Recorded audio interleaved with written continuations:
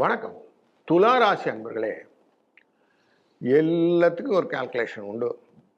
அந்த கால்குலேஷன்ஸில் தான் உங்களுடைய லைஃபே. அந்த லைஃப்லேயே நீங்கள் எடுத்த கால்குலேஷன் எங்கேயும் தப்பானதே கிடையாது. ஏன்னா அவ்வளோ அழகாக நிதானித்து எடை போட்டு சீர்தூக்கி ஆராய்ந்து அதுக்கப்புறம் தான் நீங்கள் ஒரு செயலை பண்ணுறீங்க. இந்த செயல் நல்லா தான் இருக்குது. ஆனால் அதனுடைய டைம் டிலே அப்படின்னு ஒன்று இருக்குது பார்த்தீங்களா, அது எனார்மஸாக இருக்குது. அதனால தான் உங்ககிட்ட அந்த ஒரு நெகட்டிவ் சொல்கிறாங்க எல்லாரும். அவர்கிட்ட வேலை கொடுத்தாங்க மெதுவாக தான் சார் நடக்கும் அப்படிங்கிறாங்க இல்லையா. இது ரீசனை தான் அவங்களுக்கு ரிசல்ட் வரும்போது தெரிஞ்சிடும் நீங்கள் எவ்வளோ அழகாக அதை எல்லாம் எக்ஸிக்யூட் பண்ணீங்கன்னு.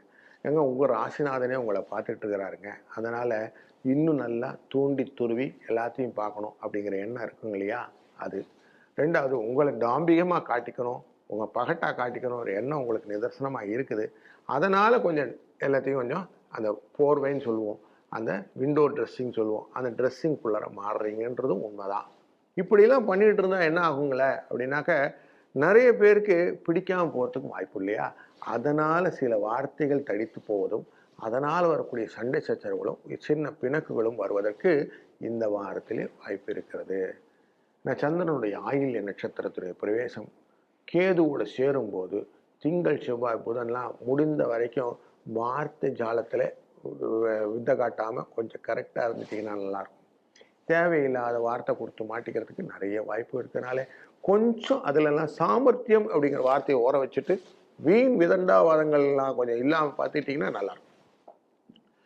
இந்த வாரத்திலே சில அன்பர்களுக்கு மருத்துவ தொடர்பான சில செலவுகளும் வருவதற்கு கூடுதலாக ஒரு செய்தி இருக்கிறது. அதனால் கொஞ்சம் எச்சரிக்கையாக இருப்பது நல்லது. கடன் கொடுப்பதற்கு நிறைய பேர் இருக்கிறாங்க. தேவையில்லாத கடன் வாங்குவதை அவாய்ட் பண்ணிடுங்க. அது உங்களுக்கு தேவையில்லை அப்படிங்கிறோம். லக்ஷ்மி கடாட்சமாக தொழில் செய்தால் வழிக்கூடிய வாய்ப்புகள் எல்லாம் நிறைய இருக்குது.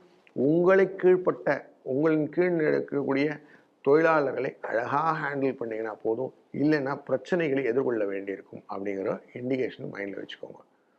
எல்லாமே வெளுத்ததெல்லாம் பால் அப்படிங்கிறத சொல்லாமல் கொஞ்சம் கொஞ்சம் எதையுமே டெஸ்ட் பண்ணி தான் போகணும் அப்படின்னீங்கன்னா தொழிலிலே நல்ல லாபம் கிடைக்கும். இல்லைன்னா பிரச்சனைகளை நீங்களே விலை கொடுத்து வாங்கின மாதிரி இருக்கும். அடுத்தவனை பார்த்து புளியை பார்த்து பூளை சூடு போடுற மாதிரி போட்டுக்கிட்டிங்கன்னா கொஞ்சம் பிரச்சனை வருங்கிறதும் எக்ஸ்பேன்ஷன் ப்ரோக்ராம் போது மைண்டில் வச்சுக்கிடுங்க. இதெல்லாம் வச்சுருந்தா சார் எப்படி சார் இருக்கும்னா இந்த வாரம் சுபிட்சமாக இருக்கும். அதுலேயும் ஏகாதசியும் போது ஸ்ரீ நரசிம்ம பெருமானை வழிபடுவதும் அதே போல் வெங்கடாஜலபதியை வழிபடுவதும் பெருமாளை வழிபடுவது நின்ன பெருமாளாக இருந்தாலும் சரி, அமர்ந்த பெருமாளாக இருந்தாலும் சரி, கிடந்த பெருமாளாக இருந்தாலும் சரி, அவர்களை வழிபடுவதனால் வரக்கூடிய பலன்கள் உங்களுக்கு வாழ்க்கையிலே என்றும் நல்லதை நடப்பதற்கும் நல்லதை நடக்க வைப்பதற்கும் உங்கள் வழித்துணையாக இருப்பார். வாழ்க வளத்துடன்.